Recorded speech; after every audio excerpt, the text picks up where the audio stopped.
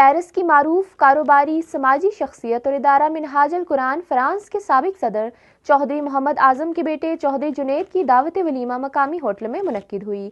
چودھری محمد اعظم، چودھری حسن رضا، چودھری قمر طفیل اور چودھری عبیر احمد نے مہمانوں کا استقبال کیا۔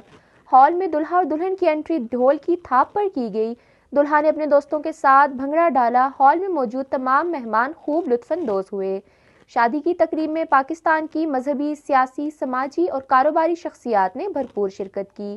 تقریب میں سی ای او شمع گروپ سردار ظہور اقبال، صدر پاکستان بزنس فورم فرانس حاجی اسلم چودھری، صدر ادارہ منہاج القرآن راجہ بابر حسین، صدر P T I France Malik Abid, صدر Jammu Kashmir democratic forum France Mirza Asif Jarral, chairman Pakistan Muslim League Noon France Raja Ali Asghar, صدر پاکستان پریس کلب فرانس میاں امجد، ڈائریکٹر ادارہ منہاج القرآن علامہ حسن میر قادری، جنرل سیکریٹری ادارہ Minhaj ul Quran Tahir Abbas Goraya, coordinator Pakistan business forum France Sahibzada Atiq ul Rehman, general secretary Pakistan business forum France Yasir Khan, معروف کاروباری شخصیت شبیر البدر، بابر مغل، یاسر قدیر، ماجد چیمہ، چودھری یاسر مردان، رانا جاوید زرگر، ملک ارشد، چودھری سلیم انور جپا، چودھری سجاد حسین، نعیم چودھری، میاں ذوالفقار جتالہ، شیخ زاہد فیاض، مبارک جدون، سلطان محمود چودھری ظفر ککرالی،